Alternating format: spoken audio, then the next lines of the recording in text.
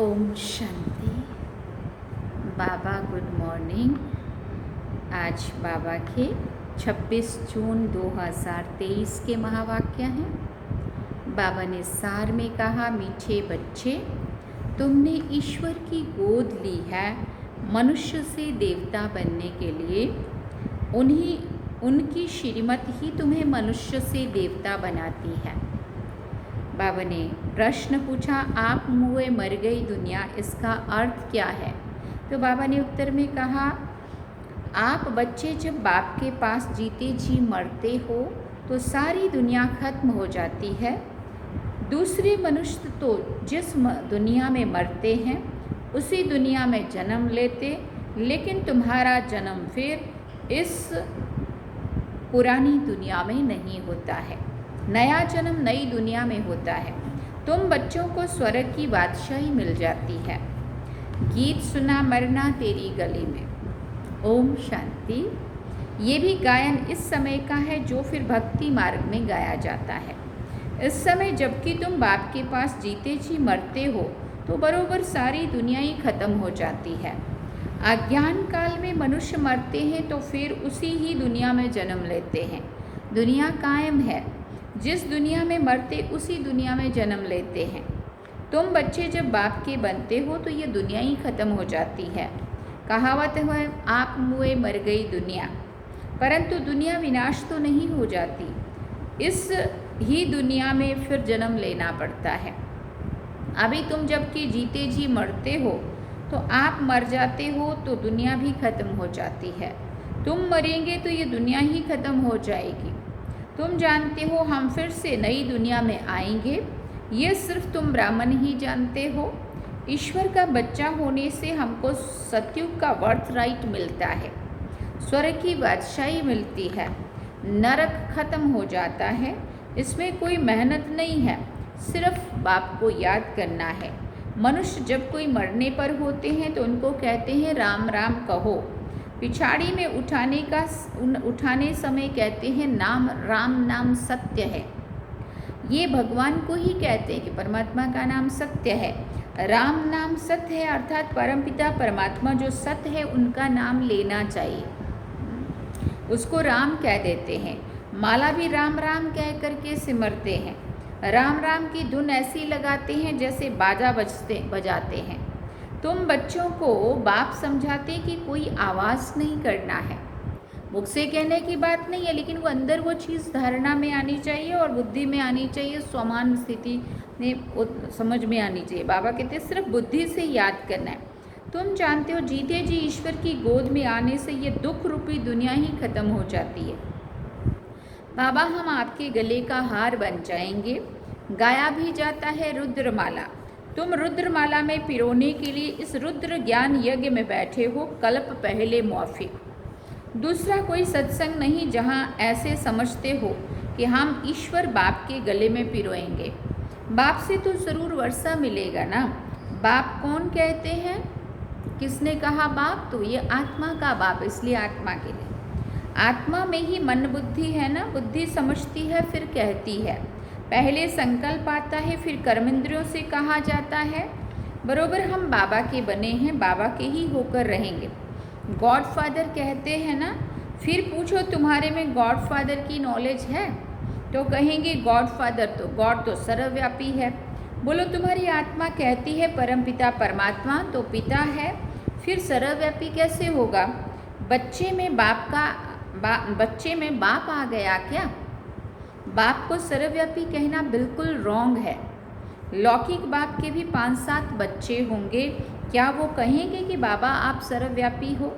क्या अपने बाप को वहाँ वो कहते हैं कि तुम सर्वव्यापी हो?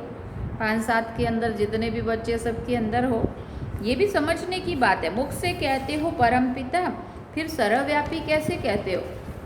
एक तरफ कहेंगे ऊपर वाला और फिर कहेंगे सबके अंदर, तो अंदर वाला है कि ऊपर वाला, यही पता नहीं।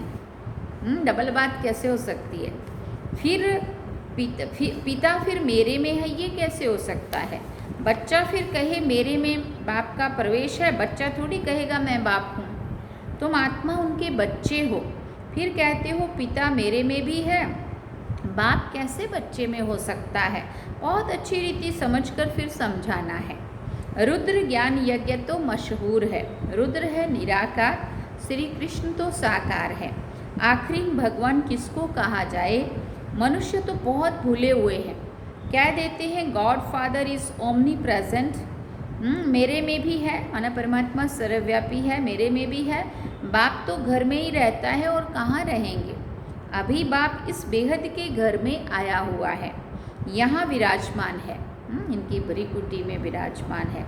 कहते हैं मैंने इनमें प्रवेश किया है, कुछ पूछना हो तो पूछो, क्योंकि शिव बाबा का अपना मुख नहीं है, इनमें प्रवेश करते हैं तो इनके मुख द्वारा ही हमारे से बात करते हैं।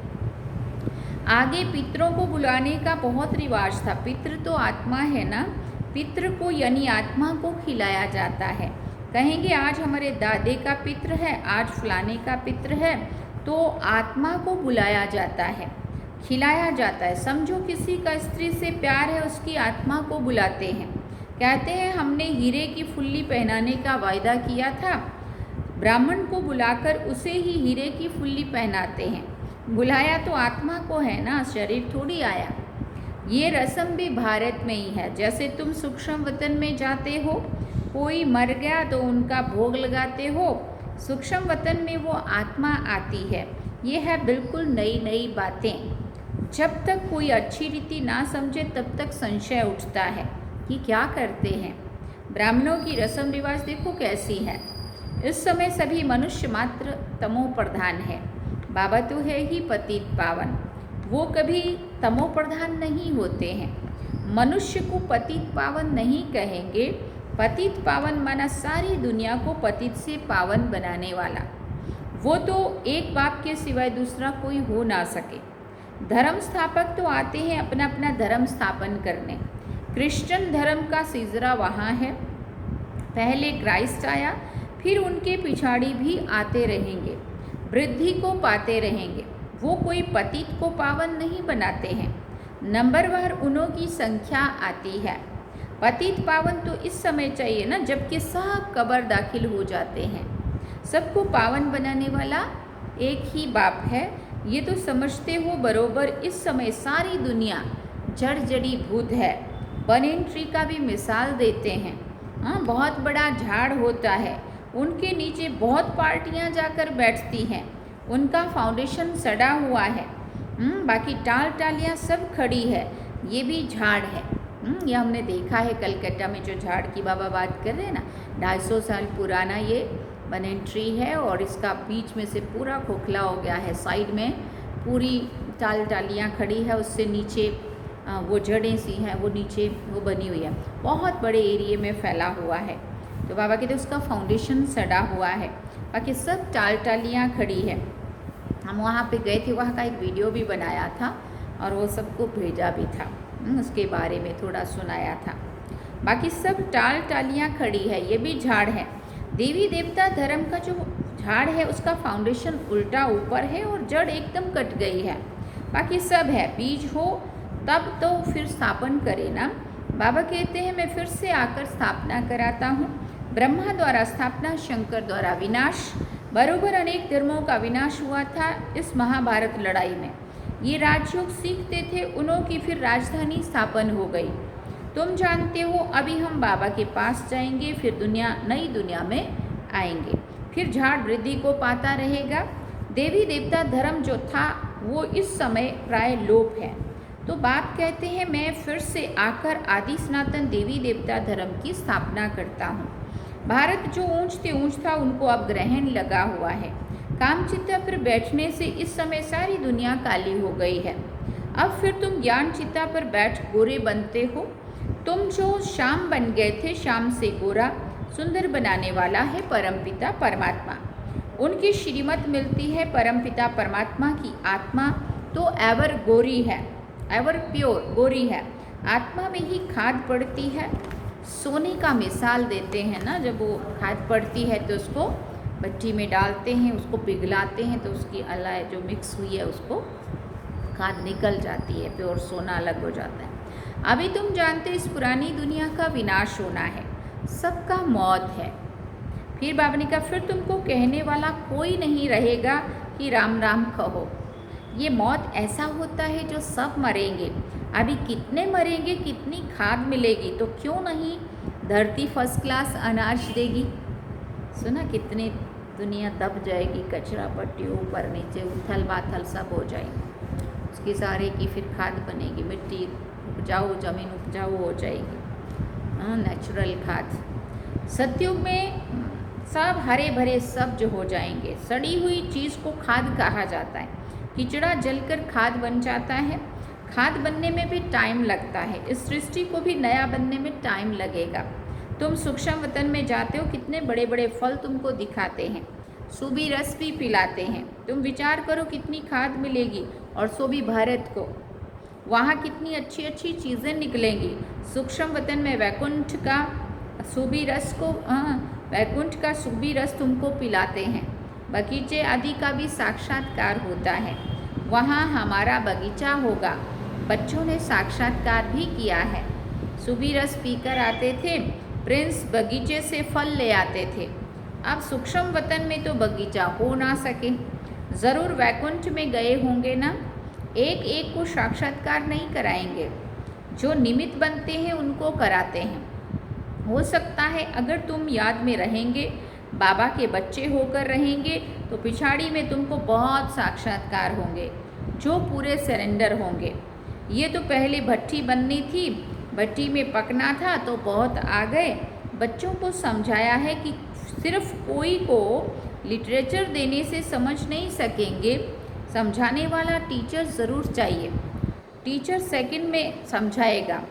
ये तुम्हारा बाबा है, ये दादा है, ये बेहद का बाप स्वर्ग का रचयिता है। सिर्फ कोई को लिटरेचर दिया तो देखकर फेंक देंगे, कुछ भी समझेंगे नहीं। इतना ज़रूर समझाना है कि बाप आया हुआ है। ये ढिंडोरा पिटवाना तुम्हारा फ़र्ज़ है। बरोबर यादव कौरव पांडव भी हैं, महाभारत लड़ाई भी सामने खड़ी है। ज़रूर राजयोग सिखलाने वाला भी होगा, ज़रूर स्वर्ग की स्थापना भी होगी।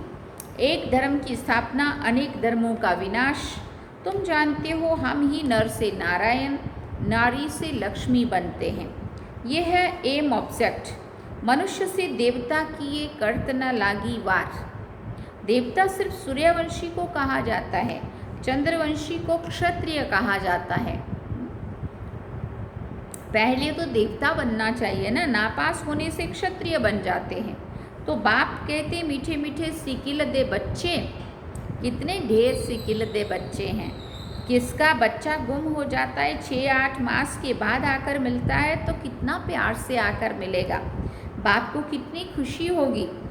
ये भी बाप कहते हैं लाडले सिकिल दे बच्चे, तुम 5000 वर्ष के बाद आकर मिले हो। लाडले बच्चे, तुम बिछुड़ गए थे, अब फिर आकर मिले हो तो बेहद का वर्षा लेने के लिए। डीटी word sovereignty is your god fatherly worth right. फिर बाबा ने कहा बाबा तुमको बेहद की बादशाही देने आए हैं। ये है हेवनली गॉड फादर। कहते हैं तुम बच्चों के लिए कितनी बड़ी सौगात लाए हैं, परंतु इतना लायक बनना है, श्रीमत पर चलना है। बाबा मम्मा कहकर फिर अगर भूल गए या फारकती दे दी तो गले का हार नहीं बनेंगे। बच्चों को कितना प्यार किया जाता है। बाप बच्चों को सिर पर रखते हैं। बेहद के बाप के कितने बच्चे हैं। बाबा कितना ऊंच चढ़ाते हैं। पाँव में जो गिरे हुए हैं उन्हों को भी ऊपर चढ़ाते हैं। तो कितना खुशी में रहना चाहिए और श्रीमत पर चलना चाहिए। एक की मत पर चलना है, अपनी मत पर चला तो ये मरा। श्रीमत पर चलेंगे तो तुम श्रेष्ठ मनुष्य अर्थात देवता बनेंगे। क्षत्रिय तो फिर भी 2 कला कम हो गए। यहाँ है ही मनुष्य से देवता बनने का, क्षत्रिय नहीं। बाप पूछते हैं ना, क्या पूछते हैं कि कितने नंबर में पास होंगे। बाबा पूछते हैं बच्चे कितने नंबर में पास होंगे, और फिर कहते हैं बच्चे मेरी इज्जत रखना, आबरू रखना। बेहद का बाप भी कहते हैं सूर्यवंशी बनो। हाँ, लौकिक माँ बाप भी पूछते हैं ना बच्चा आप अच्छा रिजल्ट लाना, अच्छा मार्क्स लाना, हाँ मेरी इज्जत रखना। तो बाबा भी यहाँ क्या कहते हैं, बच्चे सूर्यवंशी बनो। जानते हो विजय माला 108 की ही पास हुई है। फॉलो करना है मम्मा बाबा को। आप समान स्वदर्शन चक्रधारी बनाकर शिव बाबा के आगे सौगात ले आते हैं। बाबा पूछते हैं कितनों को आप समान बनाया है। कितने मज़े की बातें हैं, तुम ही समझ सकते हो, नया कोई बिल्कुल भी नहीं समझेगा। ये मनुष्य से देवता बनने की कॉलेज है। कोई तो 7 रोज में ही बहुत रंग चढ़ जाता है, कोई को तो बिल्कुल नहीं चढ़ता। छी कपड़े पर बड़ा मुश्किल से रंग चढ़ता है, बहुत मेहनत करनी पड़ती है। पहली बात बच्चों को समझाई कि पहले सबको बोलो बेहद के बाप को तुम जानते हो। हाँ कहते हैं, हाँ मेरे में भी है, सर्वव्यापी है। एक बारी ओ गॉड फादर हे ऊपर वाला है ना, और दूसरी बारी होते सर्वव्यापी है। वो मेरे में भी है, तेरे में भी है, सर्वव्यापी। अरे तुम्हारे में भी है, फिर तो पूछने की बात ही नहीं है। कहते हो ना, कहते हो बाप है, तो फिर बाप तेरे में अथवा मेरे में कैसे हो सकता है। बाप है तो बाप से तो ज़रूर वर्षा मिलना चाहिए। पहले अलिफ पर समझाओ। बाबा कहते हैं हे मेरे सिकिल दे बच्चे, ऐसे कोई सन्यासी व गुरु गोसाई नहीं कर सकते, नहीं कह सकते। तुम जानते हो बरोबर हम शिव बाबा के सिकिल दे बच्चे हैं। 5000 वर्ष के बाद फिर आकर मिले हो स्वर्ग का वर्षा लेने। जानते हो हम स्वर्ग के मालिक थे, फिर हम ही मालिक बनते हैं। स्वर्ग में जाना ज़रूर है, सिर्फ पुरुषार्थ अनुसार ऊंच पद पाना है। अच्छा, मीठे सिकिल दे बच्चों प्रति माता पिता बाप दादा का याद प्यार और गुड मॉर्निंग। रूहानी बाप की रूहानी बच्चों को नमस्ते। हम रूहानी बच्चों की रूहानी माता पिता बाप दादा को दिलवा जान सिकवा प्रेम से याद प्यार, गुड मॉर्निंग, नमस्ते, थैंक यू बाबा, शुक्रिया बाबा। अब धारणा के लिए मुख्य सार है। पहला पॉइंट, मम्मा बाबा को फॉलो कर सूर्यवंशी में आना है, अपनी मत पर नहीं चलना है, श्रीमत से ऊंच देव पद पाना है। दूसरी बात, हम बाबा के ही होकर रहेंगे, इसी निश्चय में रहना है, कभी किसी बात में संशय नहीं उठाना है। वरदान में बाबा ने कहा, बाप के हर डायरेक्शन व कायदे से फ़ायदा लेने वाले मर्यादा पुरुषोत्तम भव। बाप के हर डायरेक्शन व कायदे से फ़ायदा लेने वाले मर्यादा पुरुषोत्तम भव। कहा जाता है जितना कायदा उतना फ़ायदा, इसलिए अमृत वेले से जो भी कायदे बने हैं उनसे कभी किनारा नहीं करो। पढ़ाई, अमृत वेला, सेवा, जो भी दिनचर्या बनी हुई है उसमें मन नहीं भी लगे तो भी दिनचर्या में कुछ भी मिस नहीं करो। जैसे भक्त लोग नियम का पालन ज़रूर करते हैं ना, मंदिर में मन नहीं भी लगे तो भी जाएंगे ज़रूर, नियम बनाया होता है। आप तो स्वयं लॉ मेकर्स हो, इसी अनुभव से हर नियम का पालन करते चलो तो मर्यादा पुरुषोत्तम बन जाएंगे। Thank you Baba. स्लोगन में बाबा ने कहा, जिनके पास संतुष्टता का विशेष गुण है उनके पास सर्व गुण स्वतः ही आते जाएंगे। जिनके पास संतुष्टता का विशेष गुण है उनके पास सर्व गुण स्वतः ही आते जाएंगे। अच्छा, ओम शांति। सार में बाबा ने कहा, मीठे बच्चे, तुमने ईश्वर की गोद ली है मनुष्य से देवता बनने के लिए। उनकी श्रीमत ही तुम्हें मनुष्य से देवता बना देती है।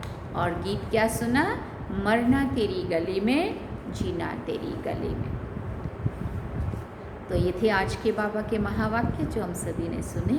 अब हम बाबा को याद करते हैं। ओम शांति। चलिए बाबा